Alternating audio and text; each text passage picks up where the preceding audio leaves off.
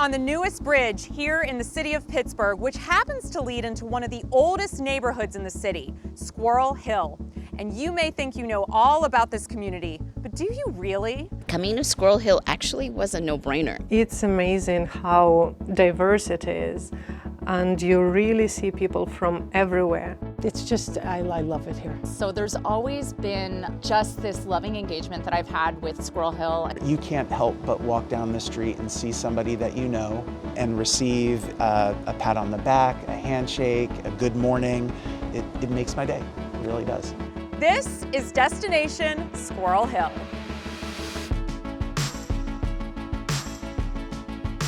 Walking down the street, you could see and hear all sorts of different languages. You know, there was a global, essence to this neighborhood. And so at once we felt very at home. And it's just been a love, a love story of sorts. When you are in global market, it's like you are traveling the world. Many people say it's like traveling the world without a passport. Can you talk a little bit about your immigrant story and how you met your husband, who is also an immigrant? The funny thing, we met in Squirrel Hill. Came from different parts of the world. Yes, he's from Morocco, I'm from Belarus, and we met in Pittsburgh and Squirrel Hill. So now your daughter also works with you. Third generation. It was my father's. He passed away young. It's close to 100 years old, and it was up to my sister and I really to take it over. I was probably 14 years old when I started, so I've been in here a long time. What was sort of the fiber of this community as you remember it, or as your parents might remember it? When I was younger, it was a more traditionally Jewish type of neighborhood, and I remember things like Bagel Land or all of the kosher delis that were here. So that was really the fabric of the neighborhood. It has shifted and changed, but we still have that heritage here today. This place is such a hub in Squirrel Hill and has so much history. The organization began as a immigrant settlement house. It was originally known as the Irene Kaufman Settlement House, started by the Kaufman family, right, the department store of fame. And at a time of great need, back near the turn of the century in 1895, when folks were literally sort of flooding to Pittsburgh, the Kaufmans swooped in and said, we can play a role here.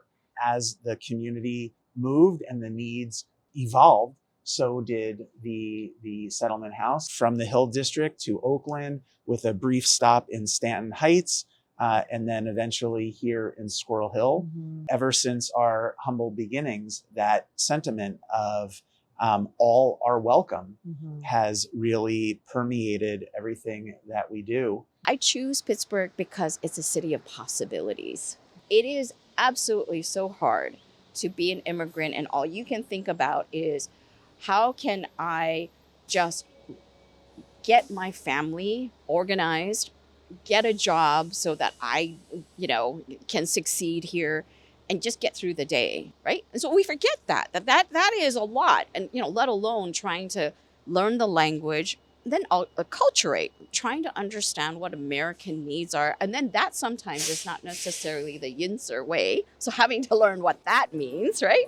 And Marion's right, it's hard to be an immigrant. Pittsburgh is changing and it is not always easy. But in a place like Squirrel Hill, most people seem to be open to the change and are embracing it. We still have our Jewish heritage, but we've added a especially Asian-inspired community, and that is really exciting to us. If you walk down commercial streets, Marie and Forbes, you're going to see no less than 35 restaurants of Asian origins, right? Oh my gosh, this is a little neighborhood, as it were, and we have cuisines represented, this is just Chinese, of 5 different regional tastes, so there are 8. Food is a way that we feel love. In fact, we don't say in Chinese, how are you? We actually say, have you eaten? I love that. What is it being a part of those changes as this sort of steadfast space? Wow, everything, the whole Squirrel Hill, it was all clothing stores, and now it's all restaurants. So it's definitely changed a lot. What made you decide on Squirrel Hill as the neighborhood you wanted to be in? It's a very multicultural neighborhood. You meet people here from all over. People in Squirrel Hill, it seems it's the only neighborhood where people can really walk places. If they live here, they go to movie theater, they go there to grocery shopping, just walking around. Business like ours, it requires foot traffic. And you're not going to have a lot of foot traffic if people can't afford to open businesses. And while we've seen a lot more development down here on Murray, where the rent is cheaper, up on Forbes, which was more well-known for shopping, we're seeing more empty storefronts. Because 15 years ago when we opened, Murray Avenue was nothing like it's now. It was very empty. Like the Forbes was busy. It seems it's always was busy. But Murray Avenue was very empty. But we couldn't afford the rent on Forbes. Even some businesses from Forbes moved to Murray Avenue, and it attracted more and more people. So on top of the hyper-local economic issues that Squirrel Hill and other communities are facing, and how the current administration is treating immigrants, it's just making it that much harder for people to go about their daily lives. And that has a direct impact on local communities and the local economy. And Squirrel Hill is a perfect example of that. Transnational students are feeling a little skittish, even choosing to come into the United States. We also know that there's some that are in a holding pattern. So they can't seem to get their visas right now. I really want us to understand that there's a ripple effect. So there's an economic impact, but more so as an individual who loves going into these shops and enjoying whether it's food or just some sort of a service, I won't be able to have that because they're not here. So then I might choose to live somewhere else, right? And so that's another, piece for the city to think about as a tax base. We will vote with our feet. It's not just about investing in one another from an economic perspective that makes a community strong, but from a humanistic one as well. And those investments paid dividends when they're needed most. And they really were on October 27th of 2018. After the Tree of Life shooting happened that terrible day, it was really beautiful to see how this neighborhood came together across religious lines, cultural lines, racial lines. That is so true for us. It's a very resilient community where when something happens, we all step up. Lots of the restaurants donated lots of food at that time as, it was getting sorted out as they were doing the investigation. So there was a lot of that and some fundraising that went on. We were very happy to stay, in the shadows of it because it wasn't about us. This is, again, reciprocating. Can you talk about not just being on the giving end of that kind of acceptance and love, but what it also felt like to receive it when your community needed that? Look, I think that it takes a lot of work. And I might suggest that if not for the intentional approach that not only the JCC, but the Jewish community at large put into developing those relationships with our neighbors prior to the synagogue attack, it may have been a very different story. And those decades of community building led the JCC to create the Center for Love and Kindness, an interfaith agency whose mission is to strengthen connectedness between people from all different backgrounds. We moved to create a new initiative following the demonstrations in Charlottesville. We were contacted by our funders and they said, it's go time. We were able to assemble 40 interfaith leaders, walk through the main spine of our building here in Squirrel Hill, and ended up on the corner, the historic corner of Forbes and Murray. And folks just spoke out against hate of all kind. During the pandemic, when we realized that the Asian community seemed to really not have had the opportunity to get, and I mean support, language-wise, cultural-wise, to get the vaccinations that they needed, the JCC opened their doors and said, we know you don't have a building for our center yet. Come in here. It's all set up for you.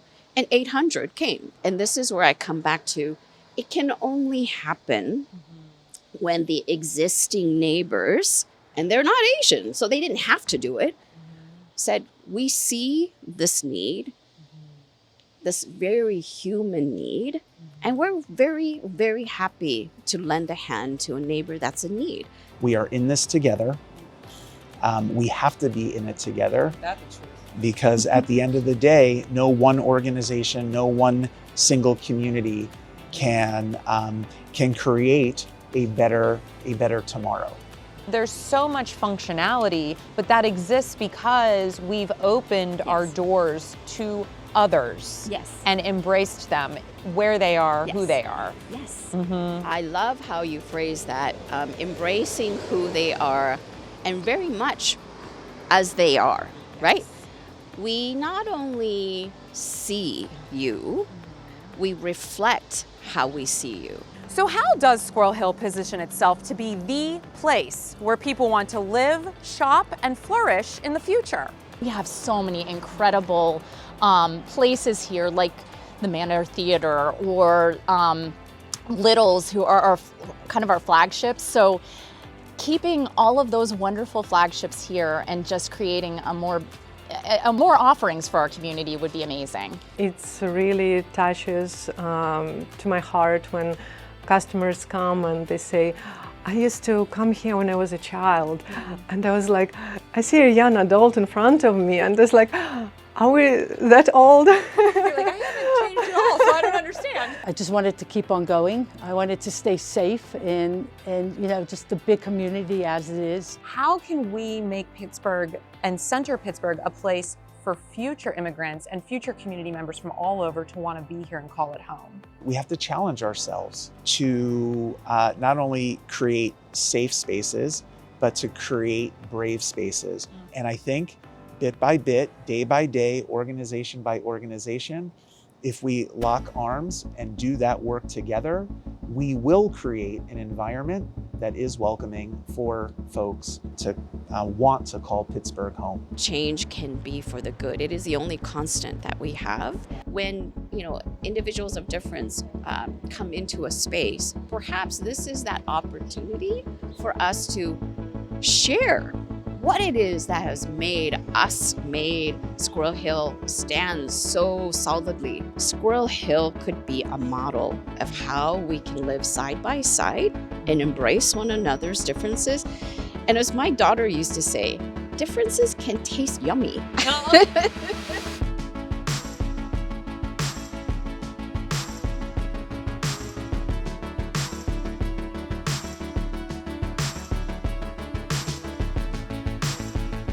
One comment about Squirrel Hill. I lived here until I was 10, and I have relatives who still live nearby here, and I only get back here like once every 5 years. But now, 5 years ago, 10 years ago, 50 years ago, still feels like home. Oh, so good to hear.